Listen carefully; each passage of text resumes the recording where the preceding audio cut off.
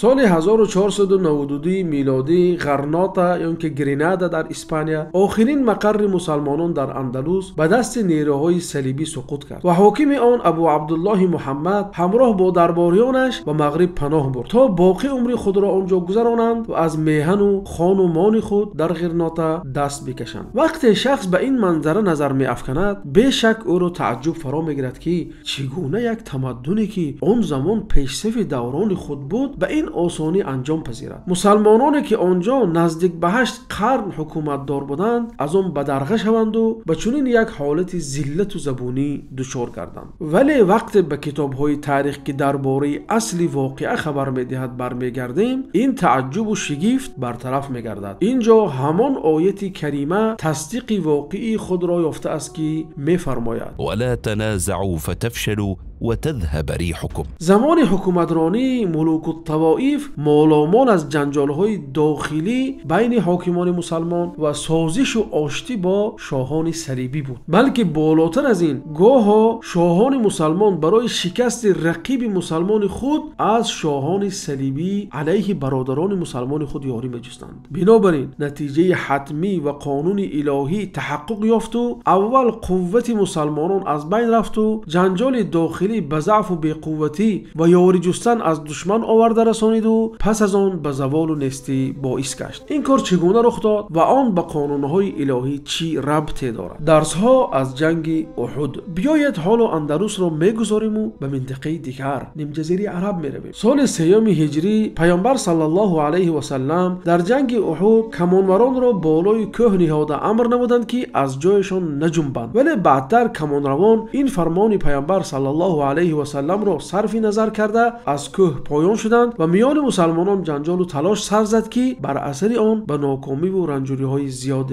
دچار شدند. بنابراین خداوند بعد جنگ احد به مسلمانان خطاب نموده چنین فرمود: قد خلت من قبلكم سنن فسيروا في الارض فانظروا كيف كان عاقبة المكذبين. خداوند در این آیت ها مسلمانان را به قانونهای خود که هم به آنها و هم به امتهای پیشینه داخل دارد خاطر رسان میکند، نابسته از اون که آنها در این جنگ به تلفات زیاد و رنجوری های به حد گرفتار شدند. بعد خبر میدهد که آن شکسته که در این جنگ دوچار شدند معنای آن را ندارد که کافران به آنها دست بالا شدند، مادامی که ایمان خود را حفظ داشتند. میفرماید: ولا تهنوا ولا تحزنوا وانتم الاعلون این کنتم مؤمنین. باز عیناً وابسته به همین حادثه خبر میدهد که دنیا چرخی گردان است، چون میفرماید: و تلك الایام نداولها بین الناس. اگر به ذهنتون چنین سوال بیاید که اگر چنین است پس چرا خداوند بهترین نسل بشریت که میان آن پیامبر صلی الله علیه و سلم و صحابگان رضوان الله تعالی علیهم نیز بودند به چنین رنجوری ها گرفتار نمود؟ بیشک جواب این سوال را به واسطه در خود آیات ها میابید. یعنی پاکسازی و سنجش از قانونهای الهی نسبت به بندگان مؤمنش بوده.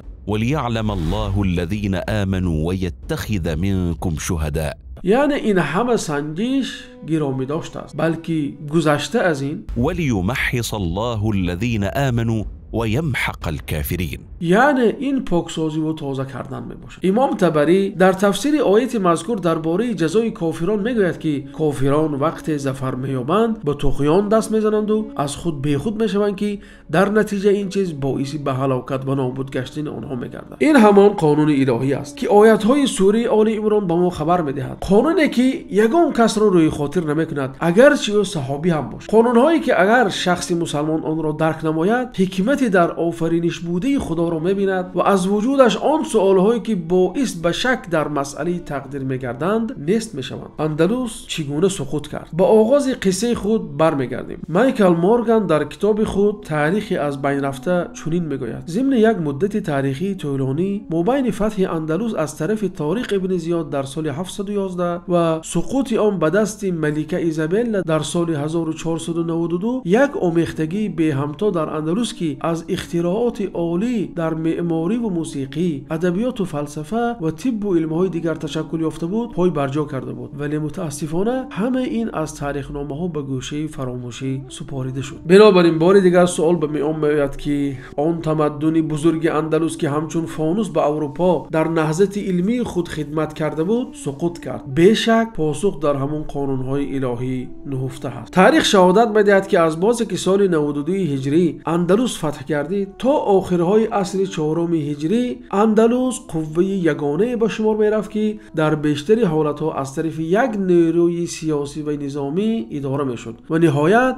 مصیبت با سقوط دولت امویان در اندلس آمد که به تشکل حکومت‌های جداگانه که در تاریخ به نام ملوک و طوائف معروفند سبب شد. این حکومت‌ها از 8 شاهیگری عبارت بودند که در اصل به امارت‌های شباهت داشتند. هر امیر به خود لقب‌های هنگفته می‌داد که به هیچ وجه به سطح ذلت و خواری او مناسب نبود. از اینجاست که شاعر معروف ابو رشیق قیروانی در این بابت چنین سروده است: مما يزهدني في أرض أندلس أسماء مقتدر فيها ومعتضد، ألقاب مملكة في غير موضعها كالهر يحكي انتفاخا صولة الأسد. این امارت‌ها به آن جدایی و تفریقه‌ای که برخلاف فرموده خدا درباره اتحاد و دستگیری همدیگر است اکتفا نکرده، بیشتر از این به کشاکش و دشمنی دست دادند و بر ضد مسلمانان از شاهان نصرانی یاری می‌جستند. یعنی آنها به کافران بر ضد مسلمانان یاری داده، به دین و امت و امانت خداوند خیانت نمودند. امام ابن حزم که در آن زمان امور به سر برده اند در این باره چنین میگویند: به خدا اگر آنها میدونستند که به وسیله پرستیدن صلیب به هدفهای سیاسی خود میرسند، حتما این کار را انجام میدادند. چون ما میبینیم که آنها از نصرانیان یاری میطلبند، با آنها امکان دسترسی به مرد و زن و فرزندان مسلمان را فراهم میآورند که آنها را گرفته همچون اسیر به کشورهای خود برند. گاه اختیارا شهرها و قلعه ها را به آنها تسلیم میکردند و آن را از اسلام خالی نموده به جای آن کلیساها بنیاد می‌نمودند. همین طور میان آنها عامل‌های ضعف و جدایی و دوستی با صلیبیان مستحکم گردیده که بر اثر آن شاهیگری‌های صلیبی قوت گرفت و نهایت بر ضد دولت یگانه مسلمانی، دولت بنی احمر، در غرناطه متحد شدند. قرآن کتاب جاودانی قانون‌ها است. آنچه در اندلس رخ داد عیناً تحقق همان خبر است که خداوند در قرآن فرموده است: ولا تنازعوا فتفشلوا وتذهب ريحكم وقال لنا يا أيها الذين آمنوا إن تطيعوا الذين كفروا يردوكم على أعقابكم فتنقلبوا خاسرين بل الله مولاكم وهو خير الناصرين. وقال لنا بشر المنافقين بأن لهم عذابا أليما الذين يتخذون الكافرين أولياء من دون المؤمنين أيبتغون عندهم العزة فإن العزة لله جميعا.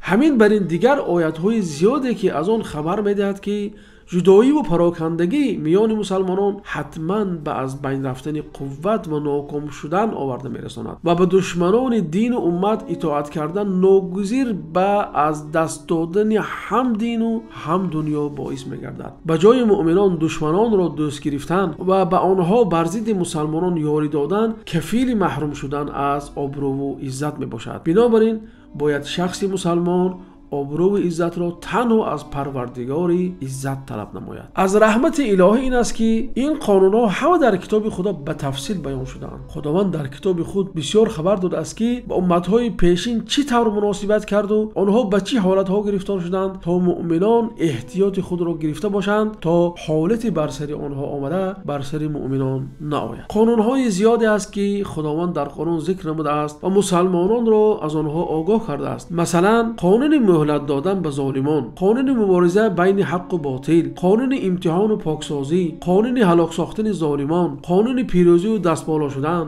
و غیره از قوانین. وقتی شخص مسلمان قرآن را با تدبر میخواند میفهمد که هر آنچه امروز از سر مسلمانان از جمله مصیبت و بلاها میگذرد همه طبق همان قانونهای الهی جریان میگیرد. وقتی به حال امروز مسلمانان برمیگردیم و به آن به دقت مینگریم باز همان تفریقه و جدایی، مبارزه های بین همدیگری و اعتماد به دشمنان امت رو میبینیم. بیشتری چیزهایی که در تاریخ دیده بودیم اینجا نیز میبینیم. این همه را تصدیق همون قانون‌های می‌یابیم که خداوند ما را از آن آگاه نموده است. این قانون‌های الهی به ما از آن درک می‌دهد که عالم اطراف ما طبق تقدیر الهی جریان دارد. نباید گمان کرد که کارها در این عالم بی سر و سامان بدون یگان نقشه روان است. نباید فراموش کرد که خداوند از آن چه ظالمان میکنند بیخبر است. بنابراین وقتی به تاریخ دیروز و امروز از جنگ احد سر کرده تا سقوط اندلس حال امروزمون می‌نگریم، می‌بینیم که این قانون‌ها بدون یگان تغییر و تبدیل تا امروز در جریانند.